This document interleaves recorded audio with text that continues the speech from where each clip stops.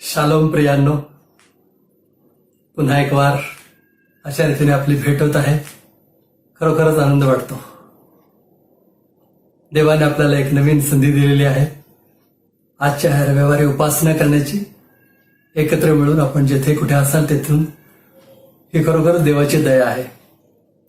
प्रियांनो, किती आनंद होतो ना आपण ज्यावेळेस अशा रीतीने एकत्र येतो आणि एकत्रितपणे प्रभूची आराधना उपासना करतो, त्याचं वचन वाचतो, त्याच्या वचनामध्ये रममाण होतो, त्याच्या वचनाचा संदेश आपण ऐकतो आणि सुंदर सहभागिता आपल्याला मिळते. याबद्दल खरोखरच आपण देवाचे आभार मानायला हवेत. अनेकांना अशा प्रकारे ही संधी मिळत नाही, परंतु आपल्याला ही संधी मिळालेली आहे. याबद्दल आपण देवाचे आभार मानूया.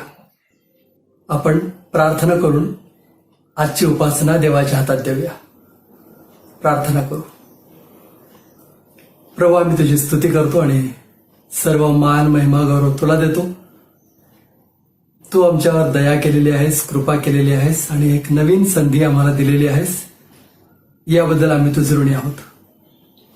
प्रभुदेवा, हे आमचं कर्तृत्व नव्हे, परंतु केवळ तुझी दया, तुझं प्रेम, तुझी कृपा आमच्यावर आहे. म्हणून तू आम्हाला तुझी उपासना करण्याची एक नवीन संधी दिलेली आहेस. याबद्दल आम्ही तुझी स्तुती करतो. आणि प्रभुदेवा, आम्ही नम्र आणि लीन होऊन तुझ्या चरणाशी येतो आणि ही सर्व उपासना तुझ्या हातात सोपवतो, यासाठी की तुझी इच्छा या उपासनेमध्ये तू पूर्ण करावीस. आम्ही मनापासून आत्म्याने खरेपणाने तुझी आराधना करावी, उपासना करावी, तुझं गौरव तुला द्यावं, यासाठी तू आमचं सहाय्य कर. आज यावेळेस या उपासनेमध्ये जगभरामधून लोक एकत्र आलेले आहेत, आपापल्या घरी आहेत, परंतु बापा, आम्ही सर्व एक मनानं तुझी उपासना करत आहोत आणि ती तू मान्य करून घेत आहेस असा आमचा विश्वास आहे. तू आम्हाला आशीर्वाद दे अशी आम्ही तुला प्रार्थना करतो. तू आमची प्रार्थना ऐकलीस म्हणून आम्ही तुझे आभार मानतो. येशू आमचा तारणारा, त्याच्या नावानं ही प्रार्थना करतो म्हणून तू ऐक. आमेन. प्रियांनो, चला आपण परमेश्वराची उपासना करूया. उपकार स्तुतीची गीतं गाऊया, त्याचं वचन वाचूया, त्याचं वचनाचा संदेश आपण ऐकूया आणि तो काय बोध करतो हे आपण ग्रहण केल्यानंतर त्याप्रमाणे आचरण करण्यासाठी देवाची शक्ती मागूया. आपल्या शक्तीने आपल्याला शक्य होणार नाही, परंतु देव आपल्याला जर सहाय्य करेल तर आपण सर्व काही करण्यास समर्थ आहोत. प्रभूने आमचा बचाव या कोविड-19च्या ह्या दिवसांमध्ये केलेला आहे. आम्हाला संरक्षण दिलेलं आहे आणि इथून पुढेही तो आम्हाला सांभाळेल असा आमचा विश्वास आहे. चला तर प्रियांनो, आता स्तुतिगीत गाऊन प्रभूची आराधना करूया. आणि आज प्रज्वल आणि प्रियांका आणि त्यांचा सर्व ग्रुप आपल्याला या गीतामध्ये पुढारीपण करण्यास सामील झालेला आहे. त्यांच्याबरोबर आपण हे गीत गाऊया.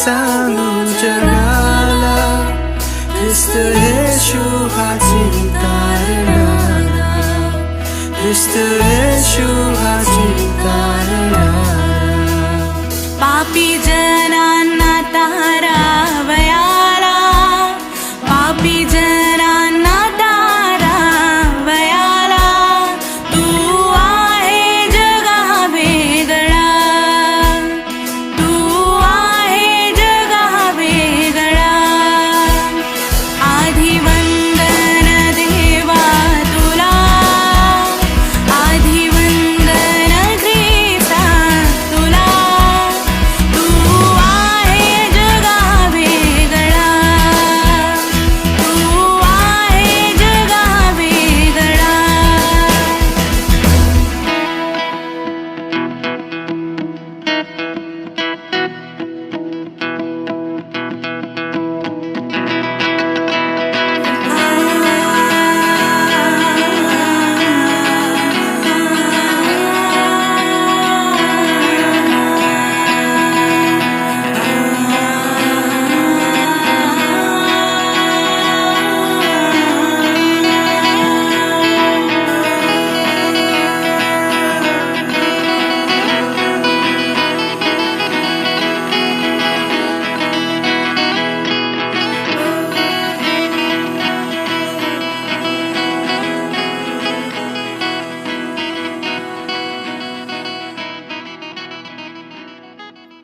प्रज्वल, प्रियांका आणि त्यांचा सर्व ग्रुप, तुमचे मनापासून आभार.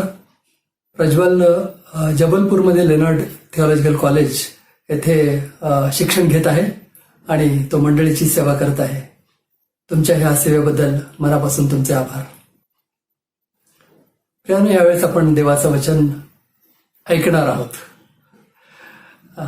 जोनाथन, गॅब्रिएल आणि प्रियांकाचा मुलगा आपल्याला एक स्तोत्र म्हणून दाखवणार आहे.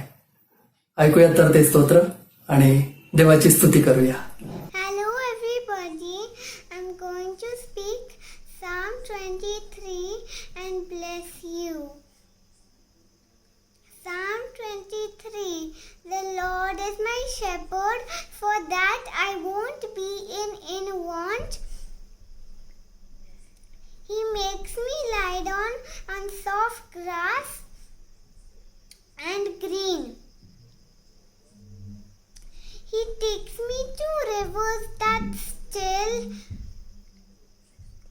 He restores me with his name still.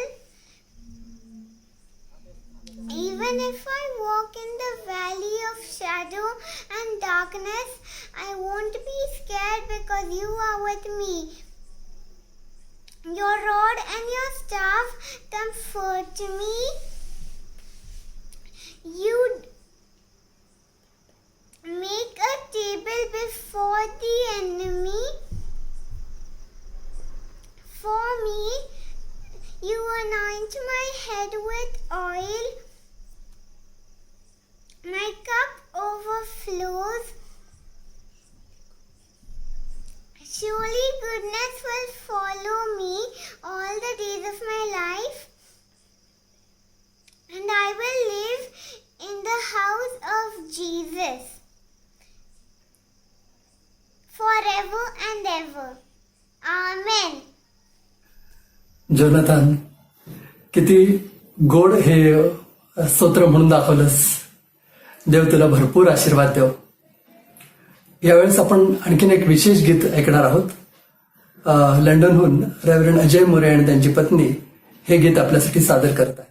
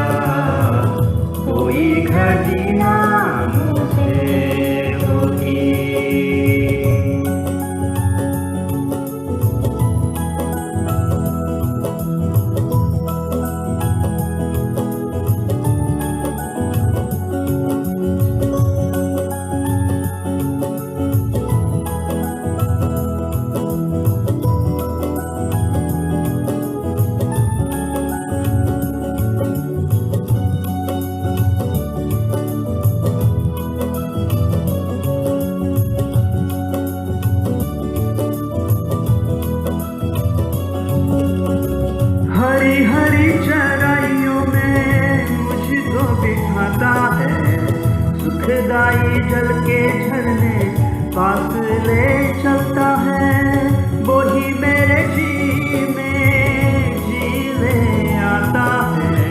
धर्मों के मार्गों में अगुवाई करता है, धर्मों के मार्गों में अगुवाई करता है। यहोवा चरवाहा है मेरा, कोई घटी ना मुझे होगी। यहोवा चरवाहा है मेरा, कोई घटी ना मुझे होगी।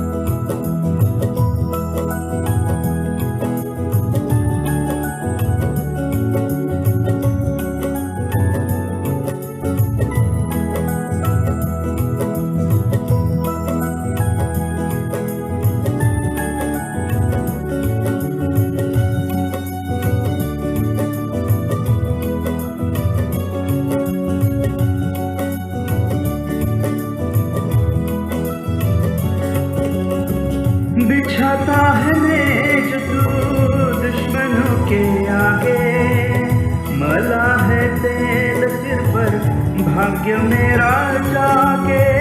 करुणा भलाई मेरे साथ साथ होगी, यहोवा के धाम में बस्ती मेरी होगी।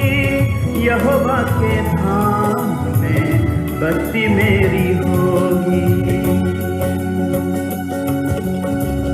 यहोवा चरवाहा है मेरा, कोई घटी ना मुझे होगी। यहोवा चरवाहा है मेरा, कोई घटी ना मुझे होगी। तेरे साथ रहूं, तेरे साथ चलूं, भेड़ में तेरी बन के रहूं। तेरे साथ चलूं, भेड़ में तेरे बन के रहूं। यहोवा चरवाहा है मेरा, कोई घटी ना मुझे होगी। यहोवा चरवाहा है मेरा, कोई घटी ना मुझे होगी। यहोवा चरवाहा है मेरा, कोई घटी ना मुझे होगी।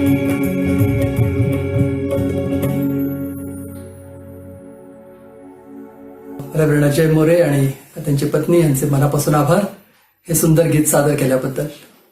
प्रियानो, यावेळेस आपण देवाच्या वचनाकडे वळूया, देवाचा संदेश ऐकूया. आणि देवाचा संदेश आपल्यापर्यंत आणत आहेत आपल्या सगळ्यांचे आवडते रेव्हरंड संजय डेव्हिड गायकवाड.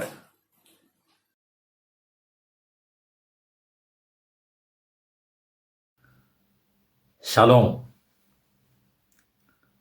कसे आहात तुम्ही सर्व? प्रत्येक वेळेला मी हा प्रश्न विचारतो, परंतु मला असं वाटतं या दिवसामध्ये हा प्रश्न फार महत्त्वाचा आहे. कारण आमच्या आजूबाजूला या भयंकर कोरोना विषाणूनं धुमाकूळ घातला आहे. आमचे ओळखीचे, आमचे नातेवाईक असे अनेक जण याने ग्रस्त झाले आहेत. काही जण आम्हाला सोडून गेले आहेत. आणि अशा भयंकर दिवसांमध्ये आपण राहत आहोत. परंतु आपण प्रभूचे आभार मानूया की प्रभूनं आम्हाला आजपर्यंत सांभाळलं आहे, आम्हाला आरोग्य दिलं आहे. आणि मला असं वाटतं या दिवसामध्ये प्रभू आम्हाला शिकवत आहे की आम्ही कोणतीही गोष्ट गृहीत धरू नये. कदाचित आजपर्यंत आम्ही आमचं आरोग्य गृहीत धरत होतो. सर्व काही चांगलं चाललं आहे आणि असंच चालणार असं आम्हाला वाटत होतं. परंतु या दिवसामध्ये एक प्रचंड भय सर्वत्र निर्माण झाला आहे आणि आम्हा प्रत्येकांना या परिस्थितीचा सामना करावा लागत आहे. परंतु प्रभूचे लोक म्हणून खरोखर आपण प्रभूला धन्यवाद देऊया की प्रभू आम्हाला या दिवसामध्ये चालवत आहे, सांभाळत आहे, मार्गदर्शन करत आहे, उत्तेजन देत आहे. आपल्यापैकी काही जण आम्हाला लिहितात आणि मागच्या रविवारचा संदेश ऐकल्यानंतर काही जणांनी फार सुंदर प्रतिक्रिया दिल्या की प्रभू कशा रीतीनं त्यांच्याशी बोलला. एका बहिणीनं लिहिलं की ज्या प्रकारे मोशेनं सबबी सांगितल्या त्याचप्रमाणे मी सुद्धा सबबी सांगत होते, परंतु या वचनाद्वारे प्रभू माझ्याशी बोलला आणि मी कोणतीही सबब न सांगता प्रभूची सेवा करायला हवी, प्रभूच्या मार्गात चालायला हवं हे प्रभूने मला दाखवून दिलं आणि प्रभूने मला उत्तेजन दिलं. म्हणून तिने प्रभूची स्तुती केली आणि आम्हाला खरोखर आनंद वाटतो अशा प्रकारची साक्ष ऐकून. दुसऱ्या एका बहिणीने अशी साक्ष दिली की तिनं या शास्त्रभागाचा अभ्यास केला होता, परंतु काही वचनांचा अर्थ तिला समजत नव्हता, तिला काही गोष्टी स्पष्ट होत नव्हत्या. आणि मग तिने प्रार्थना केली आणि माझा संदेश ऐकल्यानंतर प्रभूनं तिच्या मनातील शंका दूर केल्या. प्रभूनं काही गोष्टी तिला स्पष्ट करून सांगितल्या. आणि पहा, प्रभूचा आत्मा किती सुंदररीतीनं या भक्तीच्या माध्यमातून त्याच्या वचनाच्या द्वारे कार्य करत आहे. त्याबद्दल आपण सर्व प्रभूला मनापासून धन्यवाद देऊया. प्रभूची स्तुती असो की या ऑनलाईन भक्तीच्या माध्यमातून प्रभू आम्हा प्रत्येकांशी बोलत आहे आणि भारतातील आणि जगातील वेगवेगळ्या भागातील देवाचे लोक या सहभागितेमध्ये सहभागी होत आहेत, प्रभूचं वचन ऐकत आहेत आणि त्याबद्दल आम्ही प्रभूला खरोखर धन्यवाद देतो. माझी आपल्याला ही विनंती आहे की जर आपल्या परिचयाचे विशेषतः मराठी समजणारे, मराठी बोलणारे कोणी आपले नातेवाईक मित्रमंडळी असतील तर त्यांनासुद्धा आपण जरूर हा कार्यक्रम पाठवा, ही ऑनलाईन भक्ती त्यांना पाठवा आणि त्यांनासुद्धा यामध्ये सहभागी होण्यासाठी आपण उत्तेजन देऊ शकता. आमची प्रार्थना आहे, आमचा प्रयत्न आहे की जगामधील वेगवेगळ्या भागामध्ये राहणाऱ्या मराठी बांधवांपर्यंत, बंधू बहिणींपर्यंत आम्हाला देवाचं वचन घेऊन जाता यावं. आणि केवळ मी वचनाची सेवा करतो असं नाही, परंतु वेगवेगळे देवाचे लोक यामध्ये सहभागी होत आहेत आणि आपणही सहभागी होऊ शकता. गेल्या रविवारी रात्री 12:30 वाजता लंडन येथील मराठी मंडळीमध्ये मला सहभागी होण्याची संधी मिळाली, देवाचं वचन सांगण्याची संधी मिळाली आणि प्रभुभोजन विधीसुद्धा चालवण्याची संधी मला मिळाली. त्याबद्दल मी प्रभूला मनापासून धन्यवाद देतो. आणि आमचे मित्र रेव्हरंड अजय मोरे, त्याचप्रकारे ती भक्ती जे चालवतात, आयोजित करतात, ब्रदर राज आणि सोफिया वाघमारे, यांच्याबद्दल आम्ही प्रभूला धन्यवाद देतो. आणि अशा प्रकारे ते उत्तम कार्य करत आहेत. प्रभूच्या वचनाचा अभ्यास आमची मराठी मंडळी इंग्लंडमध्ये राहूनसुद्धा, आणि खूप आनंद वाटला मला की त्यांची मुलं इतकी सुंदर इंग्रजी बोलतात परंतु तरीसुद्धा या मराठी भक्तीमध्ये ते सहभागी होतात. आणि मी ज्यावेळेस मागच्या रविवारी बोललो त्यावेळेस अनेक लहान मुलं आणि तरुणांनी त्या भक्तीमध्ये भाग घेतला, पुढारी पण केलं, गीताच्याद्वारे, प्रार्थनेच्याद्वारे, वेगवेगळ्या माध्यमातून, आणि फार सुंदर रीतीनं. तर मला खूप आनंद वाटला की आमची मराठी मंडळी किती सुंदर कार्य वेगवेगळ्या देशामध्ये करत आहेत. तर मला अतिशय आनंद वाटला की इंग्लंडमध्ये राहूनसुद्धा आमची मराठी मंडळी मराठी वैशिष्ट्य टिकवून आहे, मराठीमध्ये भक्ती ते चालवत आहेत, मराठी गीतं आणि या सर्व गोष्टीमध्ये ते भाग घेत आहेत. मला खूप आनंद वाटला. आणि माझी अशी आशा आहे की वेगवेगळ्या देशातील आमची जी मराठी मंडळी आहे ते आपलं मराठी पण टिकवून ठेवतील. आणि हा जो सुंदर वारसा आमच्याकडे आहे, जसं आपल्याला माहिती आहे की रेव्हरंड नारायण वामन टिळक यांची गीतं हा महाराष्ट्रातील मराठी मंडळीला मिळालेला फार मोठा वारसा आहे. आणि तो वारसा टिकवून ठेवण्याचं आव्हान आमच्यासमोर आहे. ती जबाबदारी देवानं आम्हाला दिलेली आहे. आणि देवाचे लोक वेगवेगळ्या देशामध्ये आज ते कार्य पूर्ण करत आहेत.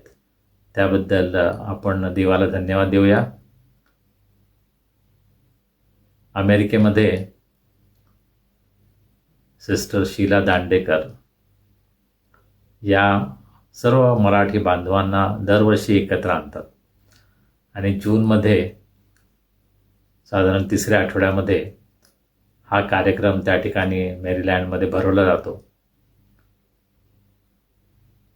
काही वर्षांपूर्वी माझे पप्पा रेव्हरंड DY गायकवाड हे सुद्धा त्यामध्ये सहभागी झाले होते. आणि आमचे बरेच मित्र, मराठी मित्रमंडळी त्या कार्यक्रमाला येतात, त्यामध्ये सहभागी होतात. आणि हे मराठी पण त्यांनी त्या परदेशामध्ये सुद्धा टिकवून ठेवलेलं आहे.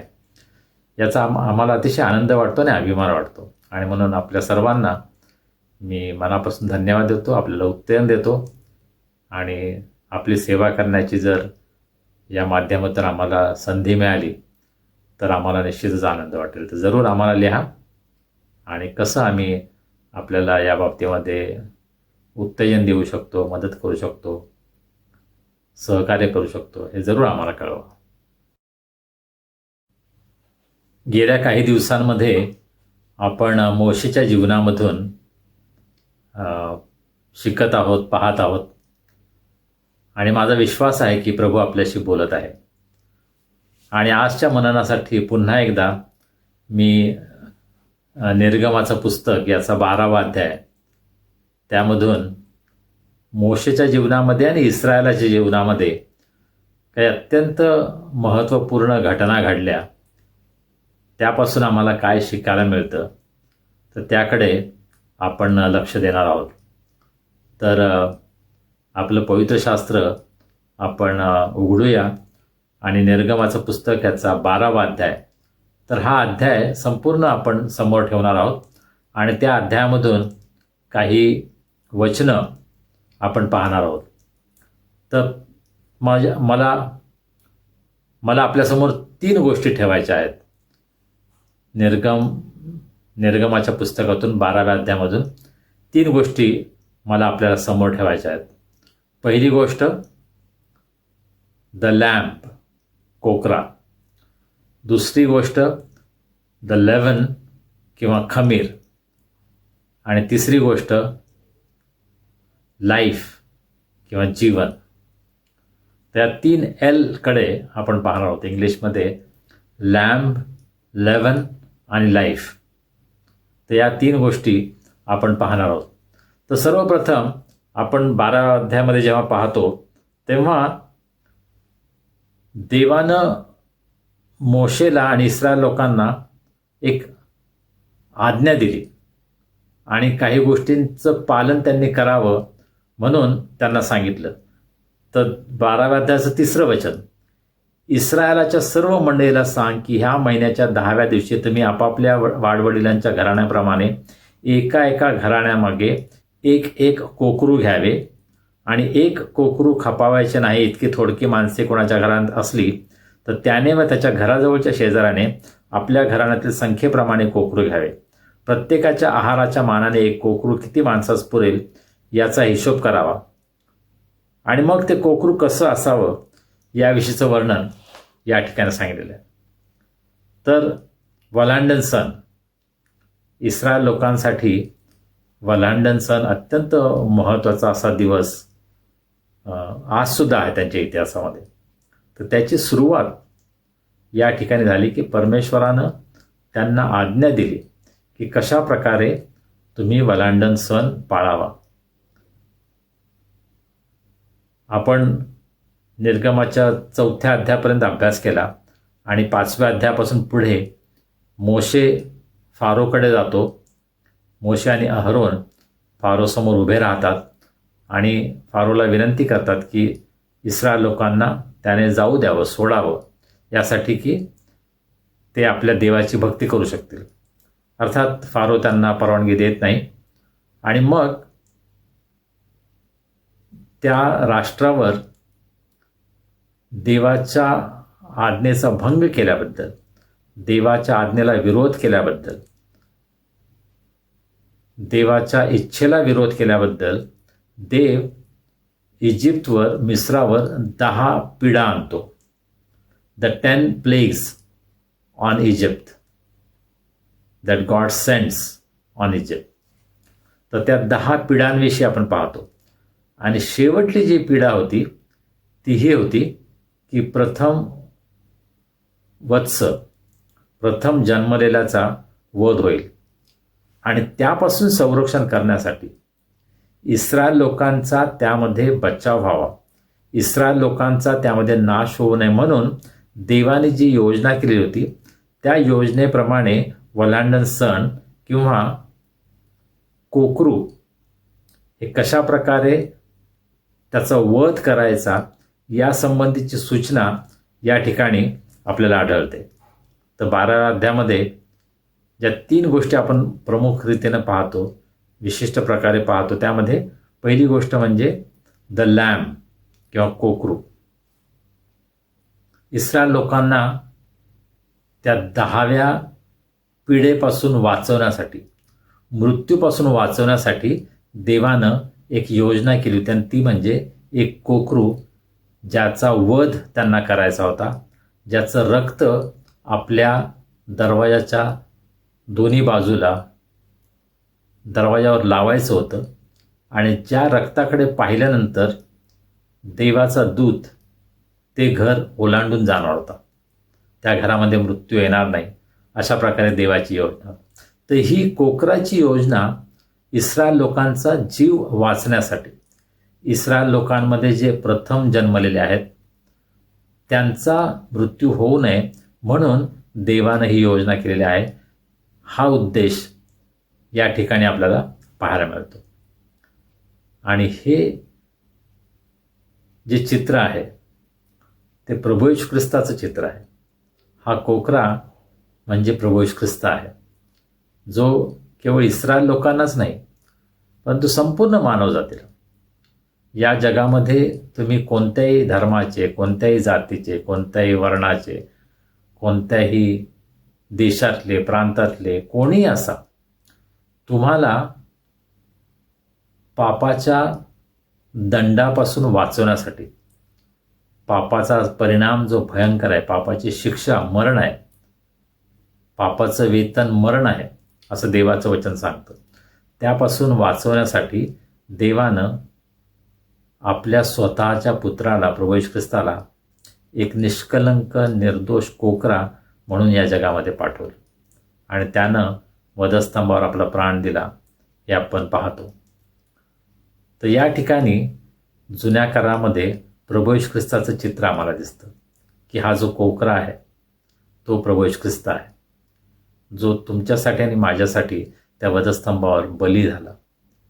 स्वतःचं बलिदान त्याने केलं आणि त्याच्या बलिदानामुळं, त्याच्या रक्तामुळं आम्हाला जीवन मिळालेलं आहे.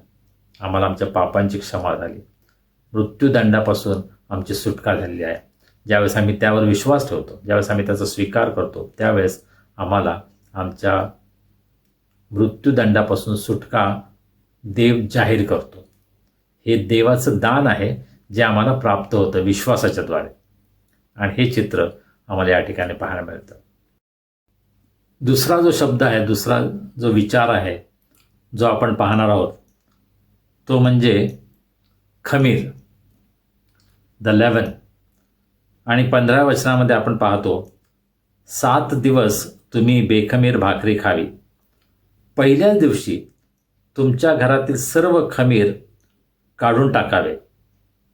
पहिल्या दिवसापासून 7व्या दिवसापर्यंत जो कोणी खमीराची भाकरी खाईल त्याचा इस्रायलातून उच्छेद व्हावा. 16 वचन, पहिल्या दिवशी तुमचा पवित्र मेळा भरवावा, तसाच 7व्या दिवशीही मेळा भरवावा. या दोन्ही दिवशी काही काम करू नये.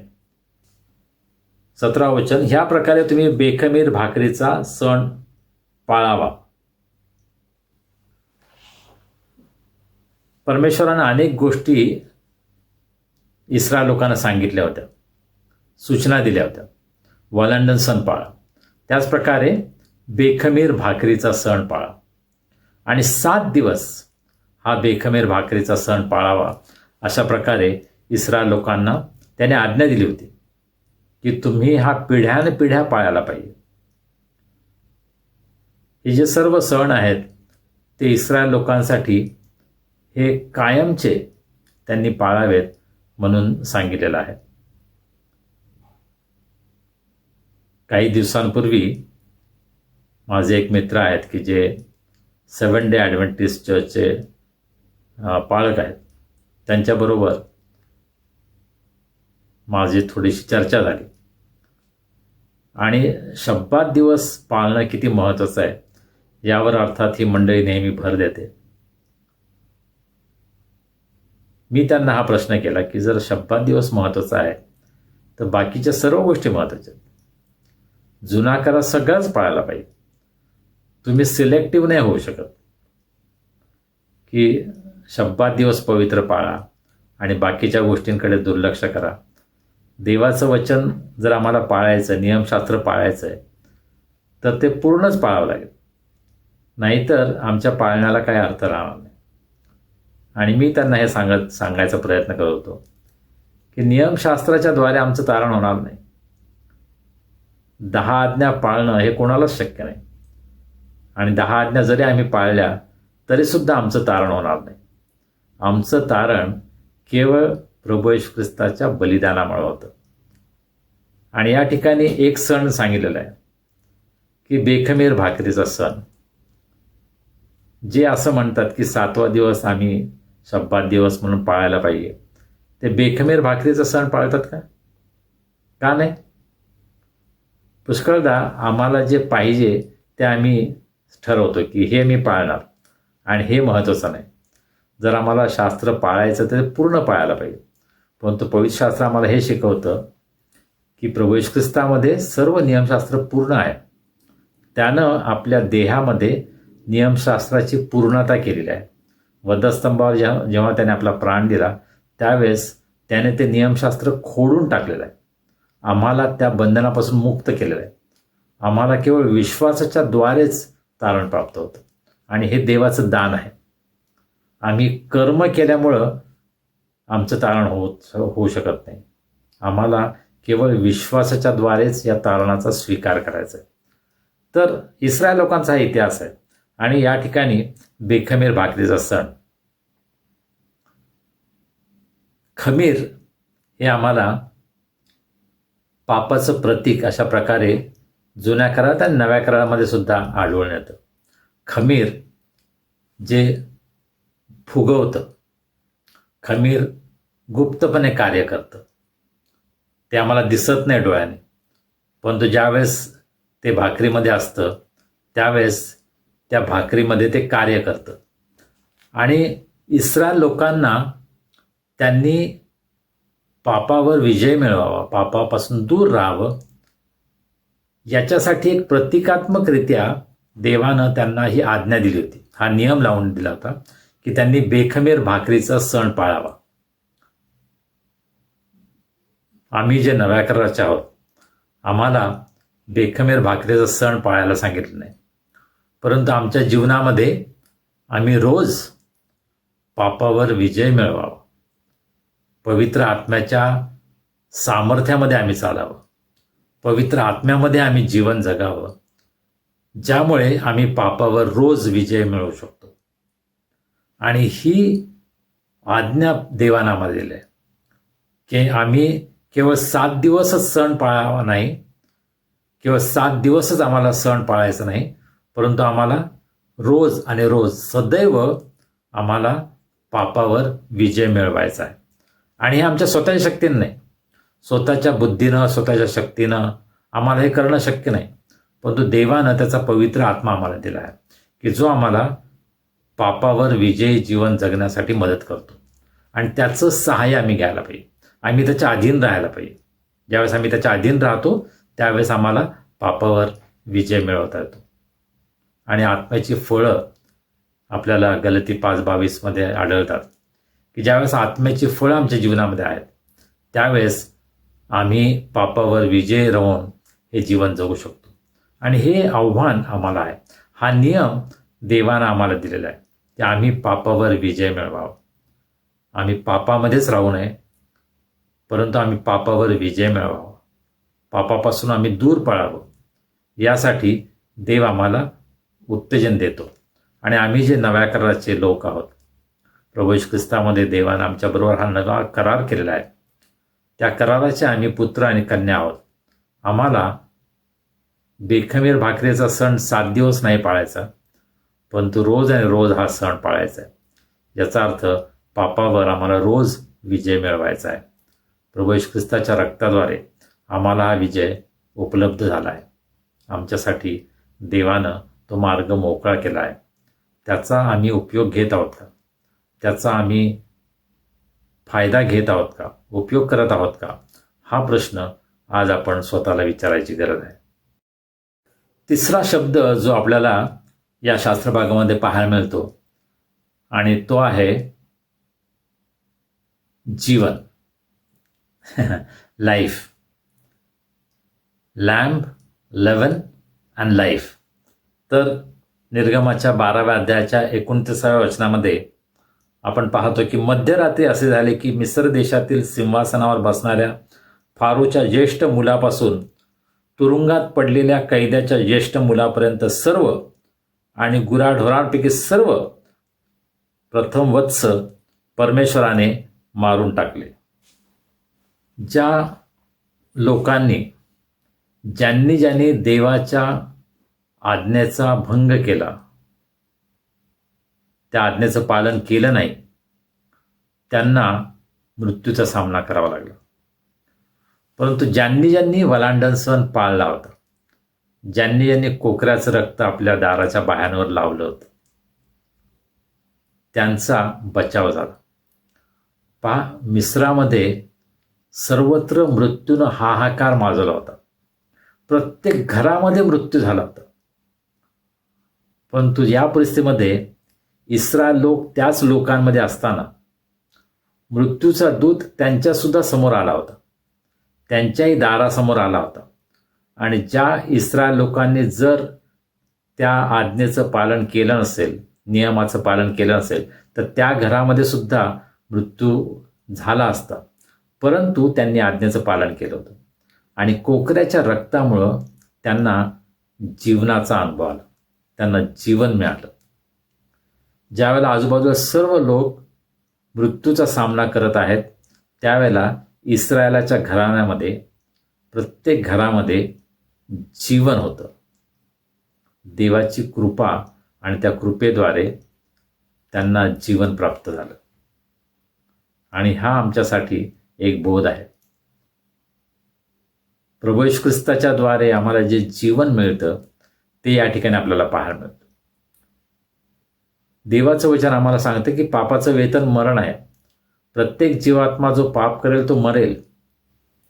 आम्ही जे सर्व या जगामध्ये जन्म घेतो, आम्हा सर्वांना पापाचं वेतन मरण आहे. म्हणजे आम्हाला निश्चित मरण आहे. आणि केवळ शारीरिक मरण नाही, परंतु आध्यात्मिक मरण, दुसरं मरण, देवापासून कायमचा वियोग, देवापासून आम्ही कायमचे दूर होतो, विभक्त होतो. आणि हे भयंकर आहे. परंतु कोकऱ्याच्या रक्ताद्वारे आम्हाला जीवन प्राप्त होतं. ज्या प्रकारे इस्रायल लोकांना त्यांनी त्या कोकऱ्याचं रक्त आपल्या दाराच्या बाह्यांवर लावलं, त्यामुळे त्यांना जीवन मिळालं, ते जिवंत राहिले. त्याच प्रकारे आज तुम्ही आणि मी आमच्या जीवनामध्ये जर आम्ही प्रभू येशू ख्रिस्ताच्या रक्ताचा स्वीकार केलेला आहे, आम्ही जर ते आपल्या जीवनामध्ये लागू केलेलं आहे, आम्ही जर ते रक्त अप्लाय केलेलं आहे आध्यात्मिकरित्या, त्याचा आम्ही स्वीकार केलेला आहे, तर आम्हाला मृत्यूपासून सुटका मिळालेली आहे. देवाचं वचन आम्हाला सांगतं की जितक्यांनी त्याच्यावर विश्वास ठेवला त्यांना, म्हणजे त्याच्या नावावर विश्वास ठेवणाऱ्यांना, त्यानं देवाची मुलं होण्याचा अधिकार दिला. आणि मग योहानाच्या शुभवर्तमानामध्येच आपण हे वाचतो की ते जीवनातून मरणात पार गेले आहेत. त्याचा अर्थ त्यांना आता मृत्यू नाही, त्यांना जीवन मिळालं आहे. प्रभू येशू ख्रिस्त म्हणतो की मी आलो आहे तो त्यांना जीवन मिळावं आणि विपुल जीवन मिळावं यासाठी आलो आहे. योहान 10:10 तर प्रभू येशू ख्रिस्त आम्हाला जीवन देण्यासाठी आला आहे. त्या जीवनाचा स्वीकार आपण केला आहे का? आणि हे ऑटोमॅटिकली होत नाही, आपोआप होत नाही. त्यासाठी आम्हाला काहीतरी करावं लागेल, त्याचा स्वीकार आम्हाला करावा लागेल. आम्हाला नम्र होऊन, पश्चातापी होऊन, प्रभू येशू ख्रिस्ताच्या जवळ येऊन, त्याच्यासमोर नतमस्तक होऊन, त्यानं दिलेले जे दान आहे त्या दानाचा आपण स्वीकार करायला हवा. प्रभू येशू ख्रिस्ताच्या रक्ताद्वारे आम्हाला पापांची क्षमा आणि सार्वकालिक जीवन मिळालेलं आहे. आपल्याला या सार्वकालिक जीवनाचा आनंद मिळाला आहे का? देवाची इच्छा आहे की प्रत्येकाला मिळावं, परंतु ते आपोआप होत नाही. त्यासाठी आम्हाला त्याचा स्वीकार करणं आवश्यक आहे, त्याच्यावर विश्वास ठेवणं आवश्यक आहे. विश्वासाच्या द्वारेच आम्हाला जीवन प्राप्त होतं. तो विश्वास आपण ठेवला आहे का? पश्चाताप करून प्रभू येशू ख्रिस्ताला आपला वैयक्तिक तारणारा आणि प्रभू म्हणून आपण स्वीकारला आहे का? हा प्रश्न आहे. आणि या जीवनामध्ये आम्हाला सर्व प्रकारचे आशीर्वाद प्राप्त होतात. प्रभू येशू ख्रिस्तामध्ये आम्हाला सार्वकालिक जीवन, प्रभू येशू ख्रिस्तामध्ये आम्हाला त्याचा खरा आनंद, त्याची प्रीती, त्याची शांती, हे सर्व आशीर्वाद आम्हाला प्राप्त होतात. आणि या दिवसामध्ये आम्हाला याची खात्री असण्याची आवश्यकता आहे की प्रभू येशू ख्रिस्ताचा आनंद, प्रभू येशू ख्रिस्ताचं जीवन मला मिळालं आहे का? तर प्रियजन हो, आज आपण इस्रायल लोकांच्या इतिहासामधून, इस्रायल लोकांच्या जीवनामध्ये ज्या गोष्टी घडल्या त्यामधून 3 गोष्टी आपण पाहिल्या. सर्वप्रथम, देवानं जेव्हा इस्रायल लोकांची सुटका करायचं ठरवलं त्यावेळेस त्याने काही आज्ञा दिल्या, काही नियम त्याने दिले. आणि मृत्यूपासून जर त्यांची सुटका व्हावी अशी त्यांची इच्छा असेल तर त्यांनी एका कोकऱ्याचा वध करावा आणि त्याचं रक्त आपल्या दाराच्या बाहेर त्यांनी लावावं, अशा प्रकारे सांगण्यात आलं. कोकरा आणि त्याचा मृत्यू आणि त्याचं रक्त याच्याद्वारे त्यांना मृत्यूपासून सुटका मिळाली. दुसरी गोष्ट, त्यांना बेखमीर भाकरीचा सण पाळायला सांगितलं.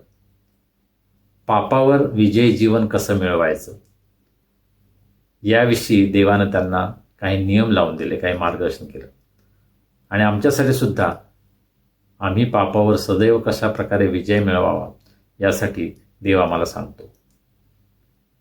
आणि तिसरी गोष्ट, जीवन.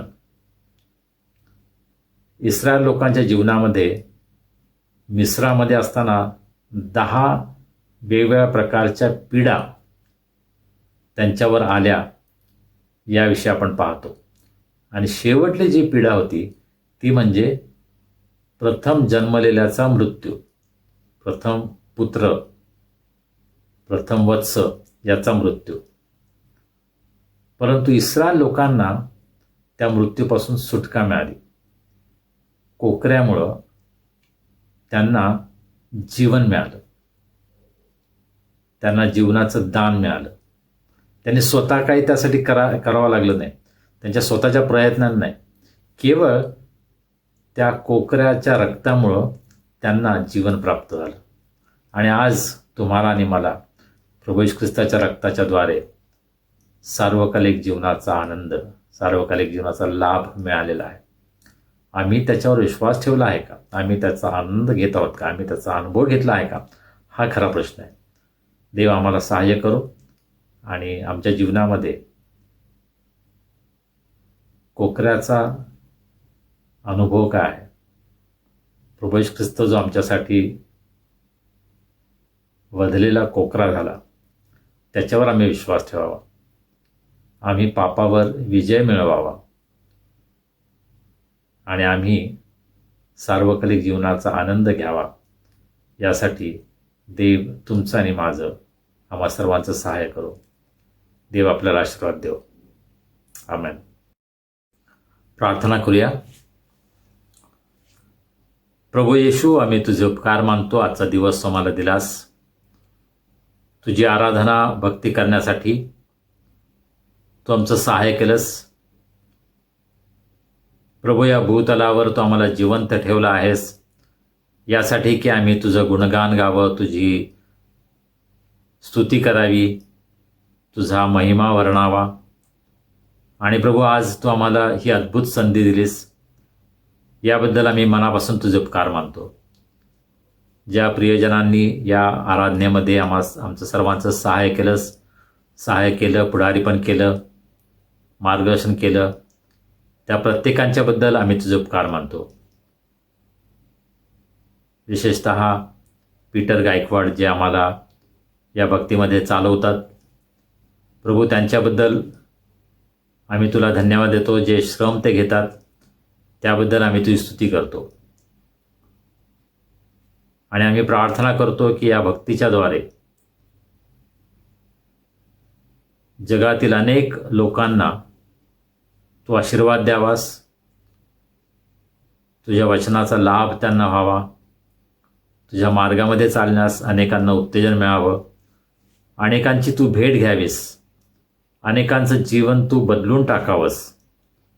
प्रभू, तुझे उत्तमातील उत्तम आशीर्वाद त्यांच्या जीवनामध्ये त्यांना अनुभवास यावेत, ही आमची प्रार्थना आहे. आज आम्ही सर्व मनापासून तुझे उपकार मानतो की तू आम्हाला निरोगी ठेवला आहेस, आमची काळजी घेतली आहेस, आमचा सांभाळ केला आहेस, आमच्या गरजा तू पुरवत आहेस आणि अद्भुत रीतीने प्रभू तू आम्हाला चालवत आहेस. याबद्दल आम्ही तुझे मनापासून उपकार मानतो, तुला आम्ही धन्यवाद देतो, आम्ही तुझी स्तुती करतो. आज आम्ही प्रार्थना करतो विशेष रीतीनं गेल्या आठवड्यामध्ये, या आठवड्यामध्ये ज्या सर्वांचे वाढदिवस आहेत, विवाहाचे वर्धापन दिन आहेत, बर्थडेज आणि वेडिंग ॲनिव्हर्सरीज आहेत, त्या सर्वांसाठी आम्ही प्रार्थना करतो. त्यांना तू आशीर्वाद दे, त्यांची तू काळजी घे, त्यांची प्रत्येक गरज पूर्ण कर, त्यांना तू निरोगी दीर्घायुष्य कर आणि प्रत्येकाच्या जीवनामध्ये जे तुझे सुंदर हेतू आहेत ते तू पूर्ण करावेस यासाठी प्रभू तू त्यांना तू आशीर्वादित करावंस अशी आम्ही तुला विनंती करतो. आम्ही त्या सर्वांना तुझ्या पवित्र हातामध्ये सोपवतो. तू त्यांना चालव प्रभू. पुन्हा एकदा आम्ही तुझे उपकार मानतो. तू आम्हाला आजपर्यंत सांभाळलेस.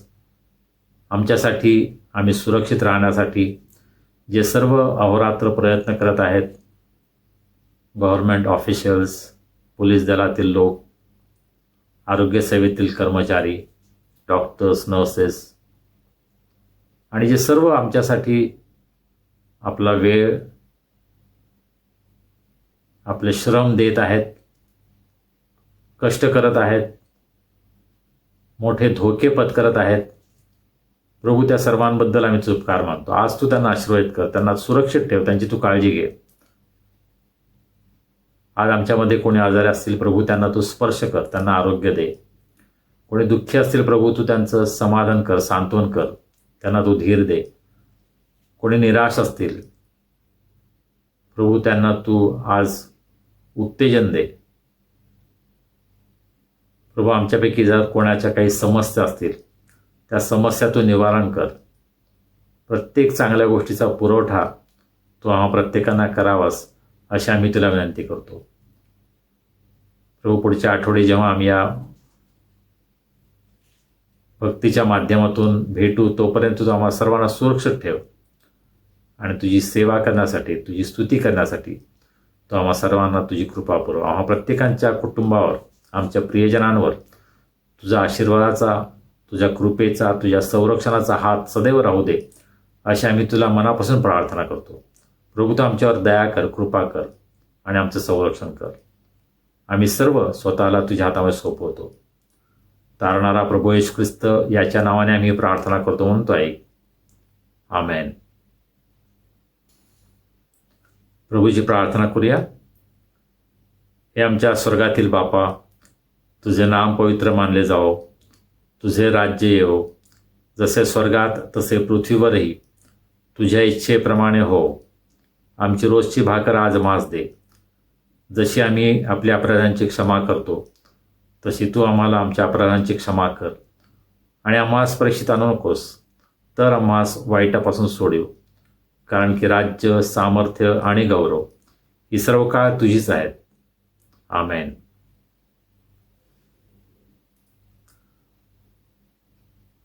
आणि आता देव बापाची प्रीती, प्रभू येशू ख्रिस्ताची कृपा, पवित्र आत्म्याची सहभागिता, शांती, आनंद आणि आरोग्य आम्हा सर्वांसह, आमच्या कुटुंबियांबरोबर, देवावर प्रीती करणाऱ्या देवाच्या प्रत्येक लेकराबरोबर आता आणि सदा सर्व काळ असो. आमेन. प्रियांनो, आजच्या या उपासनेमधून आपल्या सर्वांना आशीर्वाद मिळाला असेल अशी आमची खात्री आहे आणि आम्हाला तुमच्याकडून नक्कीच ऐकायला आवडेल. प्रभूने तुम्हाला जो आशीर्वाद दिलेला आहे तो आपण इतरांबरोबर देखील वाटून घेऊया. अनेक जण आम्हाला लिहितात आणि त्यांचे अभिप्राय आम्ही तुम्हाला वेळोवेळी दाखवतो. तुम्ही देखील आम्हाला लिहा आणि त्यातून आम्हाला उत्तेजन मिळेल, इतरांनाही उत्तेजन मिळेल.